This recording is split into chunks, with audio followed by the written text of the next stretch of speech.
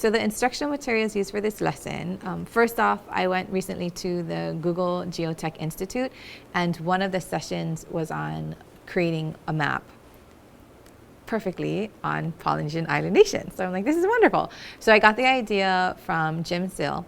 And then for the students today, I started off with, I thought about just letting them jump right in and play with it, but then I was afraid that it would be too much of an unknown. So I found a YouTube tutorial. So we just did a quick, like it was about 6-minute tutorial on my maps. And it was a little advanced. You know, he just kind of ran through it and he showed how to do everything. And it wasn't for kids and it wasn't for your first timers. But I think that was just a good overview. I liked it because the students who understood what he was saying, they understood right away. And the kids who had no idea what was going on, at least they saw what he was doing. They had a point of reference, and then as I came around, then I could help them in that sense. To back that up, I had created a slideshow presentation that told them what to do step by step. And I also had a Google form, which is like a survey that the students were supposed to do to collect data for their third layer that they actually didn't get to today, but we're going to get to. The technology kind of fell apart on me, so they weren't able to access the slideshow actually, and they weren't able to access the form. Some of them got it at the very, very end. So really instructional materials at that point were purely the kids. The kids just opened it up and they just started playing with it and they asked their neighbors for help, and that's it.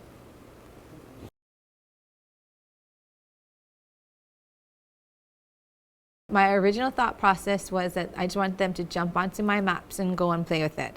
But as I played with it over the weekend to prep for the lesson, there was a couple things that, even though I had gone to the Institute and gone to the workshops, and I've been to other workshops in the past, there's a few things that I was a little confused about. So I looked for a tutorial just to give me a basic overview. And when I watched it, then I thought, oh, this is good for the students. So I took the tutorials and I put it on our website. We did find today that it's YouTube videos, and so the students weren't able to access it. So, you know, there were a bunch of little problems that as a teacher in my account, I can do certain things, and then the students couldn't do certain things. So there's a bunch of things that I thought would work out well. But after seeing what their access was today, then I'm going to have to rethink some things. So I have YouTube tutorials to help them. I thought that was important to give them an overview. Like I said, I have the slideshow. I thought that was important because it's like the instructions for the project. So instead of giving them a sheet of paper, then it was just there. And I found that some kids, they like to have concrete directions, and some kids, they just like to wing it. They just like to go and play. Some kids are more auditory, so they like me just to tell them the directions and then they can continue. And then some kids, they're just very experiential. And they wouldn't look at the slideshow and they wouldn't listen to my directions. They would just jump into it. And as they came upon stumbling blocks, then they would ask questions. So I kind of had it set up so it reached the 3 different types of learners that I anticipated having today.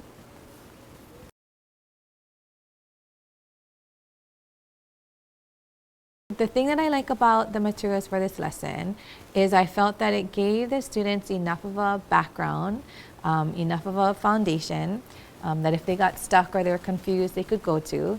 It also gave them a resource to look at if I was busy, because with this lesson, you know, it may be that I'm not even helping students, which is kind of what happened. It wasn't that I was helping students on actually putting the map together. It was helping students who still haven't gotten into their Gmail account, so they don't know what their password is. So although I had thought about that element, you know, it's not like I had timed it or I didn't print out the passwords. So what that meant is it required me to log in and, you know, pull that file. So that pulled me away from a lot of it. So I actually, in the lesson that we did today, was not able to help the students hardly at all, especially in the beginning. I had thought that they received something, they didn't receive it. I had thought they could access something, they couldn't access it. So, I mean, the kids, they really were very patient, and they were just rolling with it. And then it just got to the point where I was like, oh, okay, just open up my maps and just try to play with it. So I had a structure in place. It kind of fell apart. But I do think because I had all these resources available, then even just for me, I had more of a foundation. So when everything fell apart, I could be like, okay, let's try this. Okay, that's not working. Okay, let's try this. Okay, that's not working. Let's just go for it. Let's just jump right into it. Let's play with it. But I had played with it enough myself already to anticipate certain questions that they had. And then I think that it really worked out good. I had a little bit more structure that I had wanted them to do, but I think they were so enthralled with just zooming in and finding their house and just different things. So the kids who have played with it before, they already knew what they were doing, and they already kind of went straight to placing place marks and stuff. And then it's funny because at the Google Tech Institute, they said most people, the first thing they do in My Maps is look for their own house. So I heard some of the kids say, look, I found my house. So it was good. I mean, the point of today's lesson was just for them to get exposure to My Maps and then just be interested in finding out places in the world and realizing there are different places in the world. So although there are many bumps, I think that my end goal was met.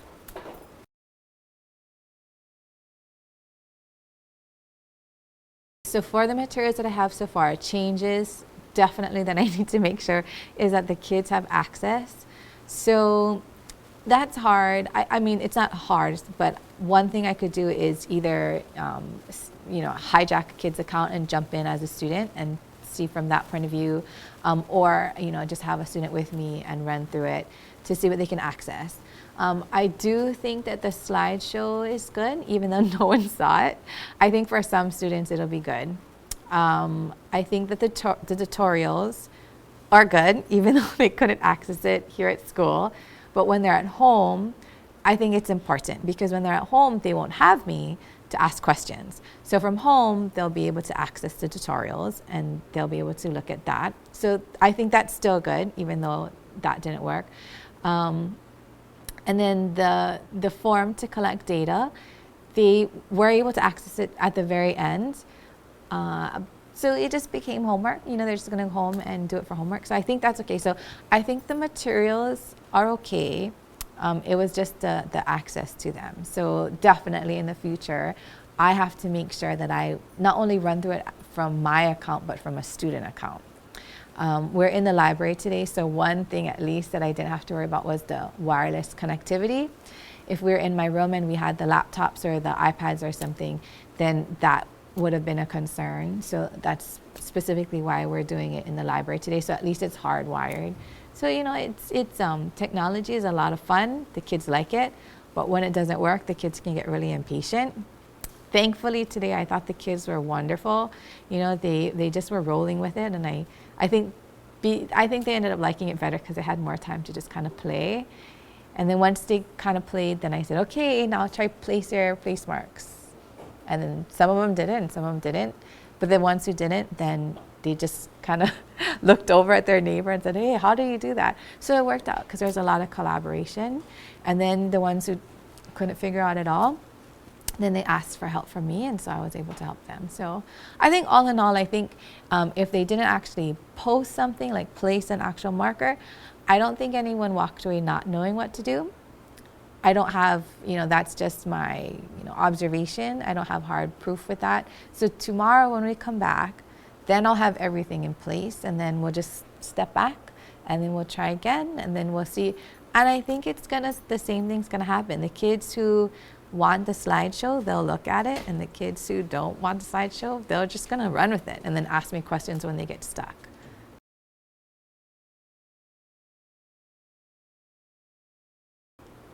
They're connected to the students' life basically because the students were looking at their life through the instructional materials. So the original tutorial, it was kind of hinky. It was funny. I liked it because he talked about animal sightings and creepy paths and everything. So the kids were like engaged. They were just like, what is this guy and his voice and stuff. So they were interested at least. And then I told them that we're gonna make a map and we're gonna map stuff about yourself. So then they were already excited. So I think because they knew that they were gonna map something about themselves, and I think they were more engaged in the tutorial because they wanted to find out, okay, how am I gonna do this so that I can plot my points? And then once they got into it, it was all about them, places that they've been, and in the beginning, since everything kind of fell apart, I just said, go play. And so it was all about them. It was wherever they wanted to go check out. I heard some people went straight for their house, and some people, went straight for like Disneyland or something like that. They played around with it, something that's close to home. Some people, they went for the Eiffel Tower, like something big and exotic. And then when you go in through My Maps and you create a map, you see things differently than if you're just looking at My Maps in general. So some of them figured out that you could change the view, so you could see like a satellite view versus just like a land view. If you were in the regular My Maps and not creating a map, you could take Pegman and drop him down and go into Street View. So I saw some of them playing, and then this one boy was on Street View, and he was like driving down the road, and he's like, I know this road, So that it was fun just to see the kids locating a place on the map and then checking it out. Some places they'd seen before, some places they hadn't seen before, but they all seemed engaged because they could do what they want. And then it all goes to the grander purpose of preparing them to now have those skills and applying it to content. And I think that was important, because if I just took them straight into content, they wouldn't have the same engagement. And now that they're engaged and they're hooked and they know how to use it, then that eliminates one of the stressors of a project. Because if they don't know how to use it and they're asked to manipulate information that they don't know, it's too much stress at one time. So now they have a foundation, they know how to play with it. We'll probably play with it for like another day, so that they have all of the basics down. And then I'll slowly start introducing the content. And then with the content, again, they're going to still play, because they're still going to look, and they're still going to search, and they're still going to blow it up. And then they'll Google search for images and videos. And so they're still exploring. And it's good because it's inquiry-based. The students are all choosing their own topic. So today they're choosing their own topic of where they're going to go, places that they've been, places that they want to go. And then when we get into actual content-based map, then still it's places that they wanted to research, so that they're choosing their own groups. And for the most part, I'm going to give them, their first or second choice. I have to kind of look at the group dynamics, but so even then, it'll hopefully still be engaging, because it was an inquiry-based project that they were able to drive.